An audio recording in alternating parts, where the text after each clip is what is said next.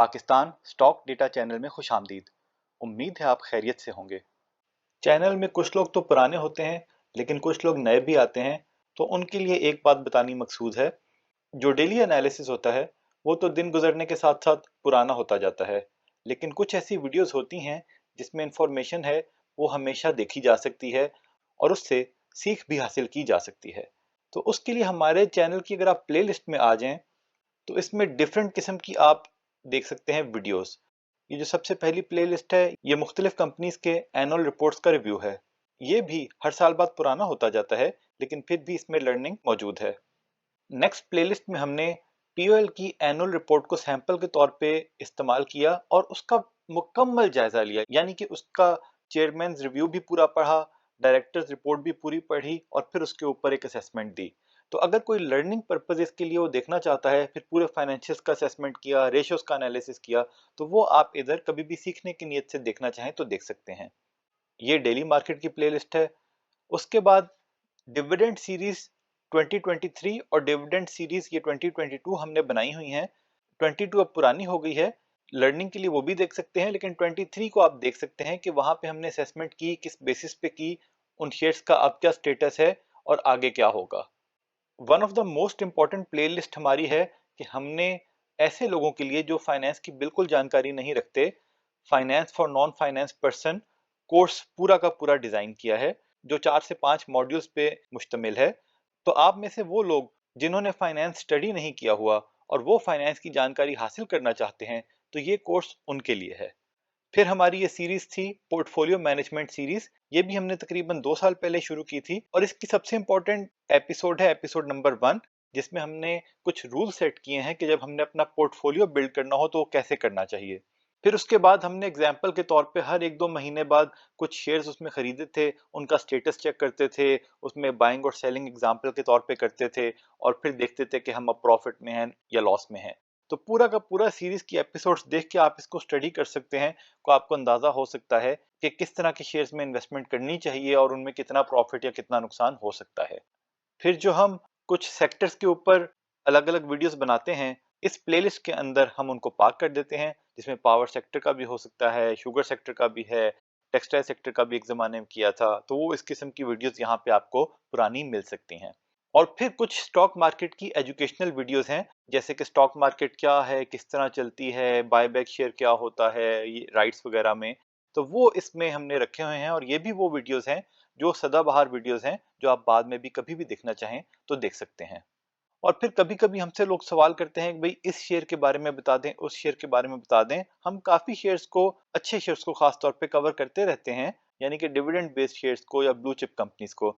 तो आप कोशिश ये किया करें कि पहले आप आके ना यहाँ सर्च बॉक्स पे आएं और सर्च करें कि भाई इस शेयर के ऊपर कोई वीडियो अवेलेबल है कि नहीं। तो अगर होगी तो हमने यहाँ पे आ जाएगा कि भाई पीआईसीटी की एक वीडियो बनाई, उसके बाद पहले कब बनाई थी, उसके बाद डेली एनालिसिस में पीआईसीटी को कवर किया हुआ है। तो यहाँ से आप देख के भी अपने पुराने एनालिसिस देख सकते हैं, क्योंकि एक दफा अगर हमने कोई एनालिसिस कर दिया है और वो चेंज नहीं हुआ तो वो हम रोज रोज भी नहीं कर सकते।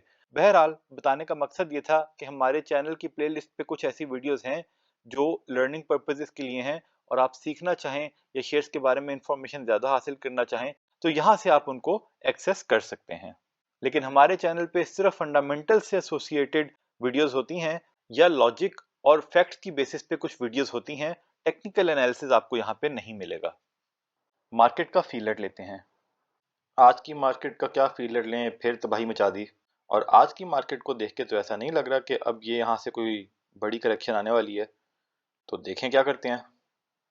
तो आज ये आखिरकार पीएसएमसी का लॉक खुल गया और वो खुलने के बाद तकरीबन एकदम ही वो लोड लॉक के पास चला गया और वहां से फिर दोबारा अपर लॉक के पास आया और फिर नीचे डाउनवर्ड ट्रेंड शुरू हुआ है। क्योंकि जब वो नीचे इतना गया तो लोगों ने, जाहिर बात है, कुछ लोगों ने शायद अभी भी ना बेचा हो, लेकिन कुछ लोगों ने घबरा के बेच दिया होगा।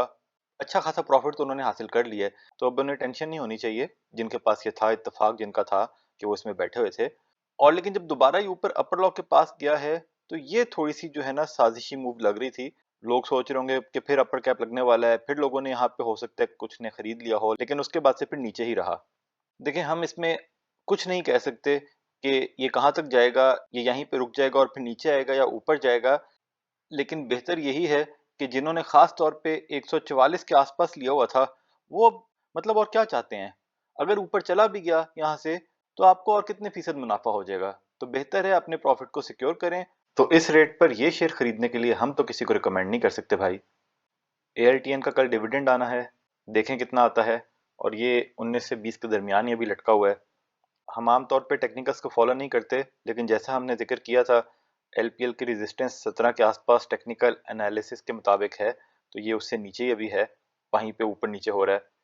EPQL भी अभी इसको 2850 से 29 के दरमियान खेल रहे हैं, और इसमें आज हमने फिर 1001 रुपया बना लिया। लेकिन हमें शक है किसी दिन मूड बना तो यहीं से एकदम इसको जो है ना, इसमें मूव बन सकती है। ये भी हो सकता है कि आज जो PSMC से पैसे निकले हैं, वो आने वाले 2-3 दिनों में कहीं ना कहीं किसी ना किसी शेयर्स में तो जाएंगे। तो ये उनमें से एक हो सकता है, ज़रूरी नहीं है, लेकिन हो सकता है।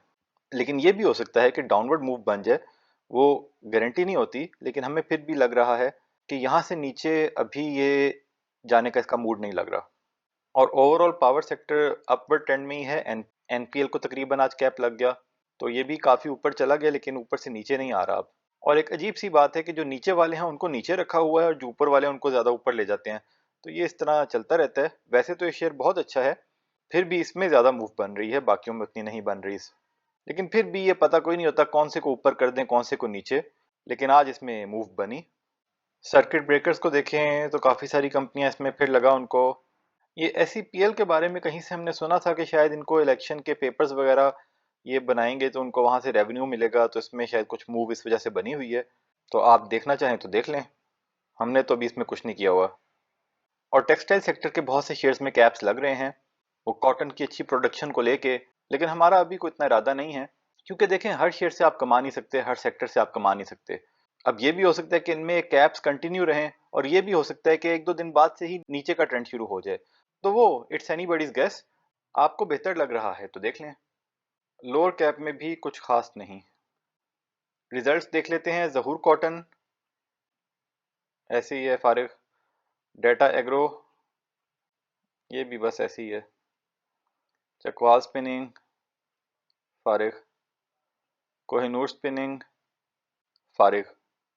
अरूज इंडस्ट्रीज ये भी फारिग। इसके अलावा डिस्कस करने को कुछ खास है नहीं, तो आज का सेशन ख़त्म करते हैं। ये सारा डेटा हमने PSX की साइट से लिया, आप खुद वैलिडेट करें, फिर अपना फैसला करें। याद दहानी करवा दें कि बाय सेल कॉल नहीं थी, वजह पहले बता चुके। तज्जिया पसंद आया तो शेयर, लाइक, सब्सक्राइब करें, बेल आइकॉन पे क्लिक करें। खुश रहें और अपने अमल पे तवज्जो दें। अल्लाह के हवाले।